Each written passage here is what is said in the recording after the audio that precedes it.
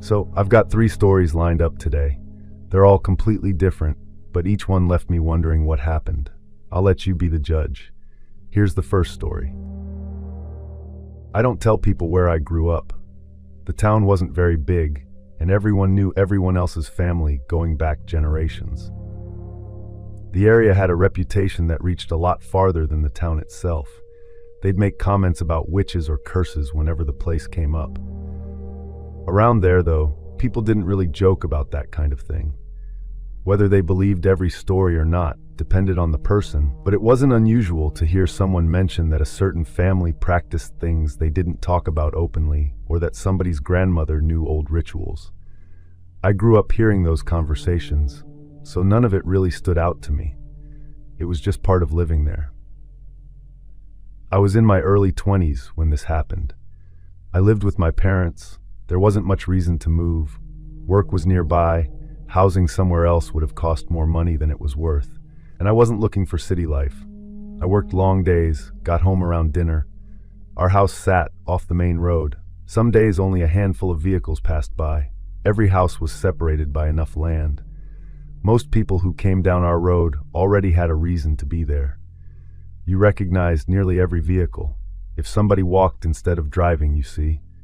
Walking just wasn't practical there unless you lived nearby. I remember spending a lot of evenings sitting on our front porch after work because there wasn't much else to do before dinner.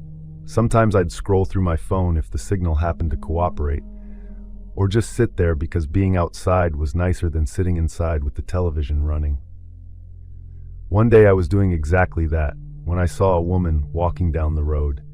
She was dressed entirely in black, plain black clothing from head to toe, long sleeves, long skirt, dark shoes.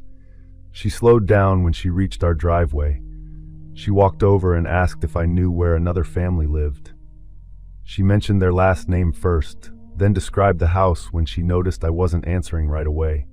I knew exactly who she meant. Their place was another mile or so down the road, around a bend where you couldn't see it from ours. I pointed the direction out and explained she'd eventually come to a narrow dirt driveway. She smiled politely, thanked me, and kept walking. After she disappeared around the bend, I forgot about it. It wasn't interesting enough to think about again. A few days later, I saw her again. She was walking back along the same road. She didn't stop. She didn't even look toward the house. I recognized her because she was wearing the exact same clothes. I happened to be outside again, saw her walking past. She was moving at the same steady pace as before, head slightly down, hands together in front of her. She didn't seem lost. By then, I was wondering whether she knew someone nearby. I thought it was a little unusual that I'd seen the same woman twice on a road where almost nobody walked. 3 or 4 days passed. I went to work every day, came home tired, ate dinner with my parents, and spent the evenings doing whatever needed to be done around the property. We had a few chickens back then, and I'd usually check their feed before it got dark. My dad always insisted on locking one of the sheds. I only know it was after dinner because the dishes had already been washed. My parents were inside watching television. I was near the front of the house when someone knocked. I answered without thinking. The woman from the road was standing on our porch. Seeing her there surprised me. It was weird because she'd never come to the house before. She smiled the same way she had the first time we spoke. She asked if she could leave a heavy bag on our porch for a little while. She said she'd be back later to pick it up. I didn't really understand why she'd want to leave something at a stranger's house. I wondered if she'd hurt herself carrying it. I looked around, expecting to see a suitcase or grocery bag or a backpack sitting near her feet. There wasn't anything there. I looked behind her too. Nothing. I figured she'd already set it down somewhere I couldn't see. So I asked, "Where's the bag?" She said she'd go get it right now. Those were her exact words.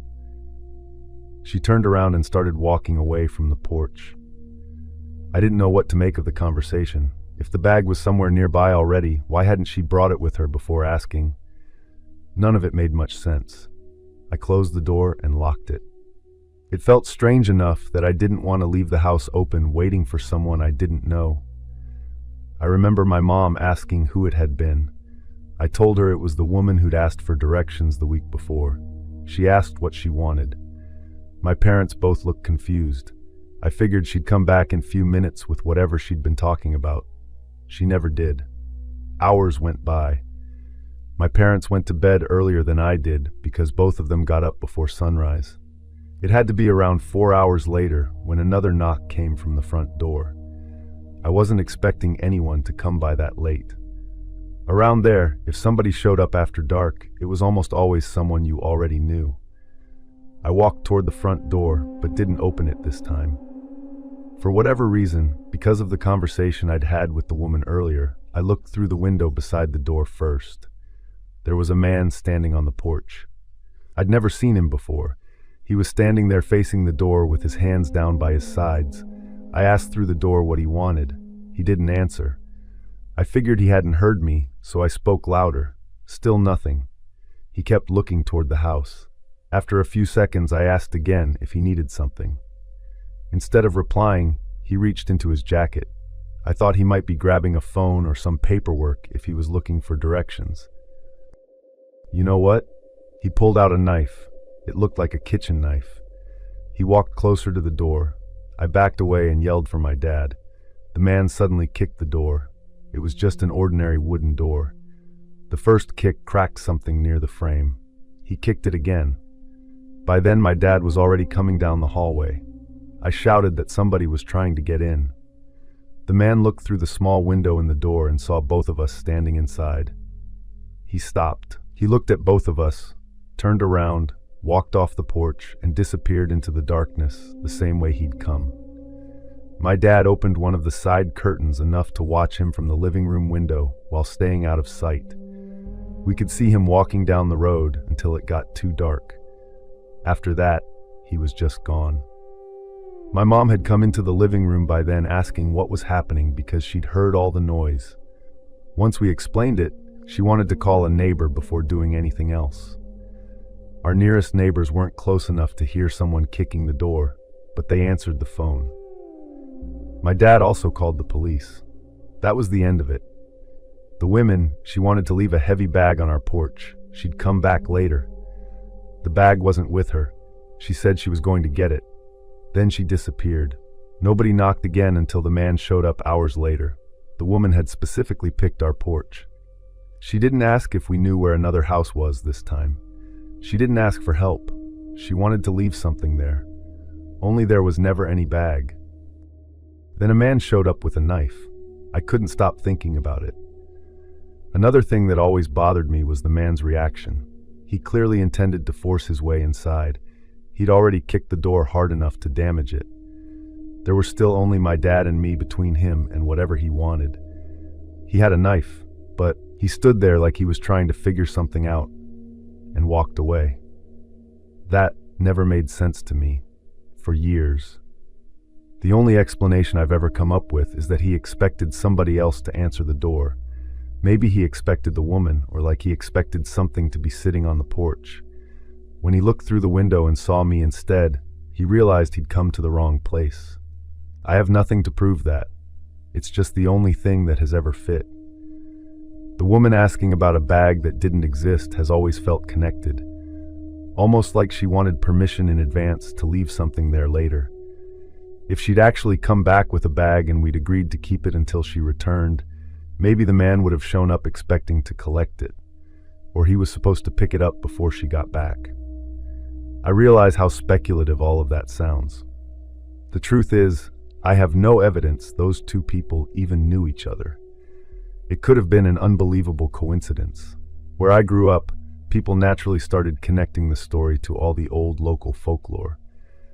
Once neighbors heard about it, I got asked more than once if I thought the woman had been involved in witchcraft or some kind of ritual.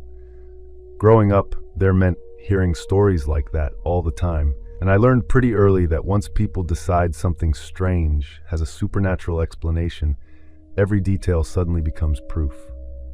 I'd rather admit I don't know. Here's what happened. A woman I didn't know came to my house twice. The second time she asked if she could leave a heavy bag on our porch, even though she wasn't carrying one. She walked away saying she'd be right back. She never returned. Hours later, a man I'd never seen before stood at our front door without saying a word, pulled out a knife, kicked the door hard enough to break part of the frame, looked inside, and left without taking another step. None of us ever saw either of them again. I wonder if the man really had gone to the wrong house. It still doesn't make any sense. I can explain a stranger asking for directions. I can even explain a violent person trying to break into a house. I still can't explain someone asking permission to leave something behind before they even had it.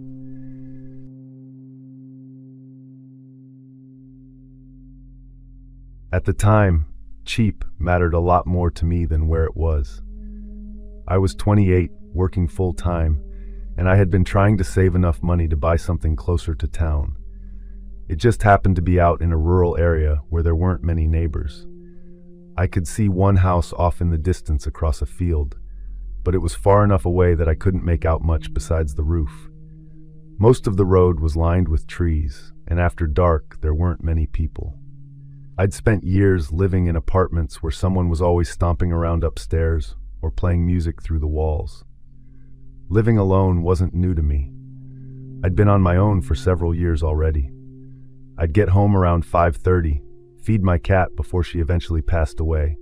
I only had her for the first several months in that house. The layout of the house was simple, that you could see most of it from the living room. The kitchen opened into the living room, and a hallway led to the bedroom and bathroom. My bedroom door was almost always open unless I was sleeping, but sometimes I'd close it during the day. The house looked like hundreds of older houses I've seen since then. The previous owner had painted almost everything white, so the inside felt brighter than you'd expect. During the day, sunlight came into the living room through two large windows facing the front yard. The bedroom was different. It didn't have any windows. Technically, bedrooms are supposed to have windows, but this room had apparently been converted years before I rented it. I never asked many questions because I wasn't planning to stay there forever anyway. There was a vent for the air conditioning, a closet, one ceiling light, and the door leading into the hallway. That was it. It never really bothered me. If anything, it made sleeping easier because the room stayed completely dark. Work was repetitive. My supervisor liked to start conversations right before everyone was ready to leave, which drove all of us crazy. Sometimes I'd drive into town on Saturdays just to walk around stores without buying anything. The only downside was, at night, every sound stands out because there isn't constant traffic covering it up. Your brain starts recognizing what all those sounds are. This strange thing happened on a weeknight sometime toward the end of summer. I was sitting on the couch watching TV with the plate balanced on one of those folding tray tables people use when they don't have room for a dining table. The bedroom door was closed. I'd closed it before I started cooking. While I was eating, I saw what looked like light moving underneath the bedroom door. That didn't make sense because the bedroom didn't have windows. The hallway itself wasn't bright enough for that kind of reflection. I kept watching because I couldn't figure out what I was seeing. It would brighten for a second, fade away, and then come back again like someone inside the room was carrying a flashlight around near the floor. I was looking toward the living room windows because I thought somebody outside was shining something through the front of the house, but there wasn't anybody there. The television was still on, and I tried paying attention to it again for another minute or so, but every time I glanced back toward the hallway, I caught another flicker underneath the door. It lasted long enough that curiosity finally won. I walked over and opened the bedroom door, expecting to understand what I'd been seeing. The room was completely dark. Nothing electrical had fallen over. Nothing looked unusual except for my pillows. Both of them were lying on the floor beside the bed. It wasn't impossible. I picked them up, put them back on the bed, looked around for another minute just to satisfy myself that there wasn't anything else worth noticing, and went back into the living room. I didn't even tell anyone. If I'd called one of my friends and said my pillows were on the floor, they would have laughed. People forget things, like all the time. But the moving light, I couldn't come up with a reasonable explanation for it. Still, there had to be one, even if I couldn't think of it at the time. Weeks passed. Work stayed busy. I visited my parents once or twice, And I remember my mom asking whether I was still happy living by myself because she never liked the idea of me being so far away from everyone. I told her I was fine. As far as I knew, I was. About 2 months later, I unlocked the front door a little after 6 that evening, dropped my bag by the couch, and went into the bedroom to change out of my work clothes. It had been one of those days where everyone seemed irritated for no reason, so all I wanted was to get into sweatpants, make something easy for dinner, and not think about work until the next morning. The bed was made well enough. I had a laundry basket sitting beside the closet. Everything looked exactly the way I'd left it. I changed my clothes and walked back toward the living room. I had barely gotten halfway down the hallway when I heard someone speak behind me. It was a voice. I know you sometimes mistake televisions or radios for voices, and I would have assumed that myself if the TV had been on, but it wasn't. It sounded like someone saying a short sentence from inside the bedroom. Sometimes when you're tired after work, your brain fills in sounds that aren't really there. I've had moments where I thought my phone vibrated in my pocket when it hadn't. I turned around and looked straight into the bedroom. There wasn't anyone there. Nothing happened. I checked the closet. It was too small for anyone to hide comfortably. I looked under the bed. There wasn't much space underneath because the frame sat fairly low to the floor. But I looked anyway. I couldn't shake the feeling that I'd heard somebody. I ended up calling one of my closest friends because I didn't know what else to do. It was almost like hearing people talking in another room where you can tell someone is speaking, but the words blend together. She asked whether someone could have broken into the house. I said I didn't think so because there wasn't anywhere for someone to hide, but once she mentioned it, that became difficult to ignore. She said she'd come over. While she was driving, she suggested calling another friend of ours because he was a lot more comfortable checking things like crawl spaces or sheds than either of us were. He laughed when I explained, in the way someone laughs because they're trying to make you feel less nervous. I reminded him the bedroom didn't have windows. That made him pause. When they both got there, we checked everything together.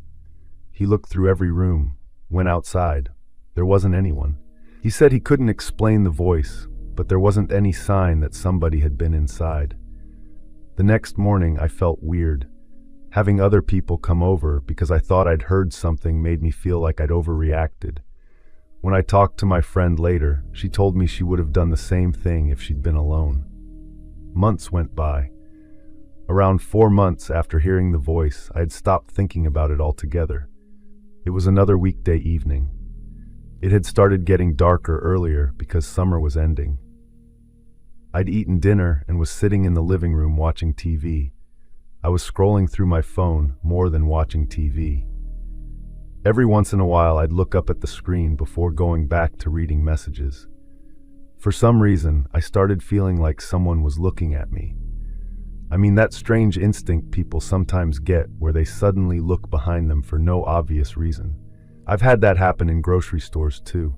Usually there's nothing there. This time, I looked toward the hallway. The bedroom door was open. Standing just inside the bedroom was a man. I didn't catch a quick glimpse. I saw him clearly. He had long dark hair that came down around his shoulders, and he was looking at me. I can't tell you what he was wearing because my attention went straight to his face. I thought someone had somehow gotten into my house while I was distracted. I screamed before I even had time to think, ran for the front door. Once I got outside, I kept looking through the front windows toward the living room. The only exit from the bedroom would have brought him through the hallway into the living room before reaching the front door. I stood there expecting him to appear at any second, and I called my friend fast. She told me not to go back inside. I never took my eyes off the front of the house. Nothing came out. Nobody climbed through a window. Nothing. She called our other friend while she was driving over. I kept thinking about the layout of the house. There wasn't another exit. The bedroom had no window. The bathroom window was tiny and much too small for an adult to fit through. If that had been an actual person, I couldn't figure out how he could have left without walking through the living room where I would have seen him. When my friends arrived, they parked sideways in the driveway because they were in such a hurry. Our male friend went inside first while we stayed outside. He checked every room again, opened every closet, looked under the bed. Nothing. He came back shaking his head. It was a person. I was looking directly at him. There wasn't any confusion about what I saw. The confusing part was where he went. My friends convinced me to spend the night at one of their houses. I packed a small bag as quickly as I could while they waited inside with me. Nothing else happened that night. I went back to the house the following day because all of my things were still there. I told myself I wasn't going to let one strange experience force me out of a place I could actually afford. I lasted about another week.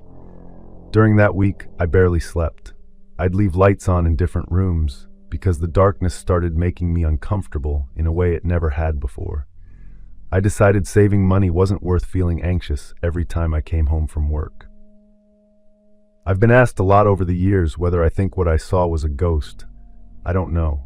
Maybe there was a person, although I still can't explain how he could have disappeared without coming through the living room. The light under the bedroom door, the voice months later, and finally seeing someone standing there all happened in the same house. It's been years, and I've lived in other places since then without anything remotely similar happening. That time I was staring through the front windows, waiting for him to walk into the living room because I was completely certain he had to. I watched that doorway the entire time until my friends arrived. Nobody ever came out. I don't know what I saw that night, and I don't know why it only ever happened in that one house. I met her through a friend from work. He was having a small get-together at his apartment one Saturday night, and 10 or 12 people hanging around.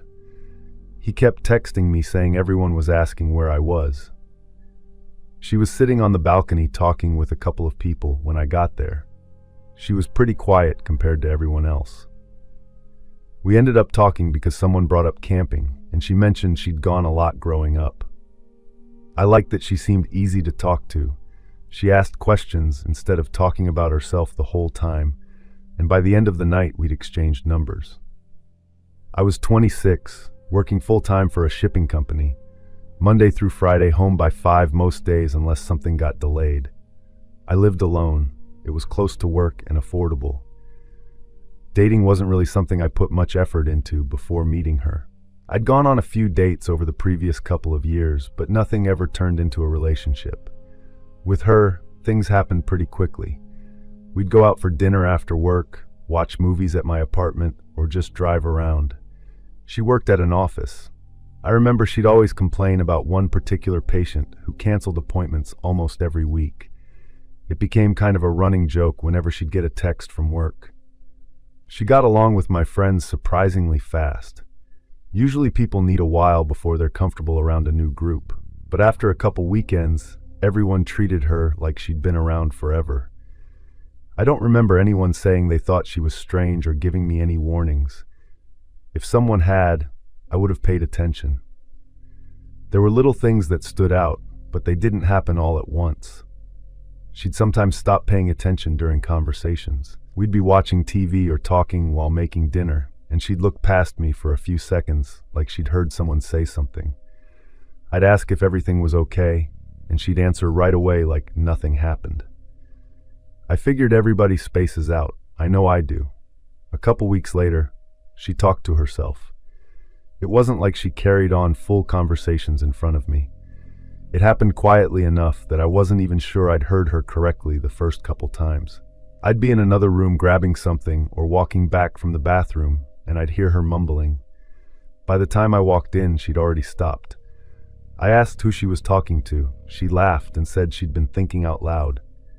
People do that. I do it sometimes when I'm looking for my keys. One afternoon, we were grocery shopping together. I was comparing prices on coffee because I was trying to spend less money back then, and she wandered a few feet away looking at something else. When I caught up to her, she was quietly saying something under her breath. I couldn't make out the words. I asked if she'd said something. She looked surprised to see me standing there and just smiled. No. She never acted hostile or aggressive. She was affectionate, funny, and normal most of the time. Another thing that started happening was she'd wake up tired almost every morning. Not just tired in the normal sense. She'd say she barely slept because she'd been having strange dreams, although she could never explain what they were about. I'd ask what happened in the dream, and she'd just say she couldn't remember anymore. After hearing that enough times, I suggested she wasn't sleeping well because she stayed on her phone too late. She agreed, and even started putting her phone away earlier. Nothing changed. One Friday, she came over after work while I was making dinner. I decided to try cooking pork chops, even though I wasn't very good at cooking anything besides pasta and burgers. I'd bought extra meat since they were on sale, planning to freeze what I didn't use. While I was seasoning everything, I realized I'd forgotten the potatoes I'd left in my car after stopping at the grocery store. My apartment parking lot was only about 30 seconds away, so I told her I'd be right back. When I came inside 2 minutes later, she was standing by the kitchen counter. She had one of the uncooked pork chops in her hand. She'd taken a bite out of it. She was chewing it. I asked, "What are you doing?" She looked at me like I'd interrupted. She laughed and said, "It's a joke." I remember asking who the joke was for because we were the only people there. She laughed again, threw the meat back onto the cutting board, washed her hands, and acted like nothing had happened. The weird part wasn't even that she laughed. It was that there wasn't really any embarrassment. If I accidentally did something strange and someone caught me, I'd probably try explaining myself. She just moved on. I threw that pork chop away and cooked the others. I asked if she'd eaten anything earlier because maybe her blood sugar was low or I don't know. She said she was fine. Dinner was good after that. We watched a movie. She fell asleep with her head on my shoulder halfway through. I mentioned it to the friend who introduced us as a joke. I even asked if she'd ever had any mental health issues that he knew about. He said no. As far as he knew, she'd always been normal. If you take enough little weird moments from anybody's life and put them together, they can sound much stranger than they actually are. That's what I'm telling myself. Over the next week, things settled down again. We went out for tacos one night. She came over another evening and helped me rearrange furniture because I'd bought a bigger TV stand. She teased me because I measured the wall a few different times before hanging anything. It felt like whatever awkward phase we'd gone through had passed. But one night, everything fell apart so quickly that even now I have trouble remembering the exact order certain things happened. She stayed over at my apartment on a Thursday. We watched a movie in bed. I think I fell asleep before it even finished. The next thing I remember is waking up because she screamed. It took me a second to understand where I was because I'd been asleep pretty hard. She was sitting straight up in bed, staring toward the bedroom door. She kept saying there was a man in the apartment. I didn't see anyone. I got out of bed because whether I believed I'd seen somebody or not, I wasn't going to ignore someone screaming that there was an intruder. I checked the living room. Nothing. Kitchen. Nothing. Bathroom. Nothing. Every window I checked looked the same as when we'd gone to bed. I came back into the bedroom and told her I didn't see anybody. Instead of calming down, she got angry. She kept insisting I'd walked right past him. I told her she'd had a nightmare because she'd talked before about having bad dreams. That was apparently the wrong thing to say. She looked at me with an expression I'd never seen before. It was like she thought I was lying to her. She kept asking why I was pretending he wasn't there. I said, "Because there's nobody here." She said, "You're him." She repeated it. "No, you're the man." I was saying something like, "What are you talking about?" She walked straight past me into the kitchen. I figured she was getting her phone. I heard a drawer open. When I stepped into the hallway, she was holding one of my kitchen knives. It was the chef's knife I used for pretty much everything. I told her to put it down. She didn't even look at the knife. She just kept staring at me. She said something I don't understand. It was along the lines of, "You don't get to wear his face." I had no idea what that meant. She started walking. I backed away. I still didn't think she was actually going to hurt me. I kept trying to talk to her. I told her to stop. I asked what was wrong. She never answered any of it. She kept coming toward me holding the knife. I backed into the bedroom because it was the closest room. I don't think I was making some smart decision in the moment. I remember telling her to stop over and over, and I kept expecting her to snap out of whatever was happening. We'd been dating for over a month, and even with all the odd things I'd noticed, I'd never once thought she was capable of hurting somebody. She crossed the doorway without slowing down. The knife wasn't pointed straight at me like you see in movies. She was just holding it down by her side, and she wasn't letting go of it. Her voice got quiet, almost like she was talking to someone standing behind me. She kept saying things that didn't really fit together. "He's still here. I know what you're doing. You can't keep pretending." None of it made any sense to me. I kept answering her because I thought if I could just keep her talking, she'd calm down. I asked who she thought she was talking about. I asked if she'd hit her head or if she'd taken something. Every question seemed to make her more frustrated. She looked directly at me and said, "Stop using his voice." I stopped thinking this was just someone waking up from a nightmare. I moved back into the bedroom and shut the door before she could get all the way inside. She pushed against it. I got the lock turned just before she reached the handle. I leaned against it with my shoulder while trying to get my phone out of my pocket. She kept trying the handle. She was talking the whole time, but it wasn't loud enough for me to catch every word. She'd sound like she was arguing with somebody. I called the cops. Some point I heard the knife hit the floor. I was wondering if she'd dropped it on purpose, and I heard her laughing. She'd laugh for a second, stop, mumble something, then laugh again. The dispatcher told me officers had arrived and asked if I could safely leave the room. I told them I wasn't opening the door until an officer told me to. They brought her out. She asked me why the police were there. I didn't even know how to answer. One of her relatives reached out and apologized for everything. They said she'd experienced something similar years earlier and had stopped taking medication not long before we met. I don't know if that was the whole story or only part of it. I'd never been around someone experiencing that kind of mental health crisis before. Most people probably haven't. I assumed someone having a mental health episode would always look obviously out of control. That wasn't my experience. For weeks, she seemed like the exact same person I'd met. We went on dates, we joked around, we watched movies, we made plans for things we wanted to do over the summer. If you'd met her during one of those normal days, you would have thought she was perfectly fine. It was scary because I went to bed next to someone I trusted. Maybe there really was a dream she couldn't wake up from right away. Whatever happened, I don't think she was pretending. I feel bad for her as much as I feel scared when I remember it. She must have been terrified if she genuinely believed there was a man inside the apartment. I just happened to be the person standing there when everything fell apart.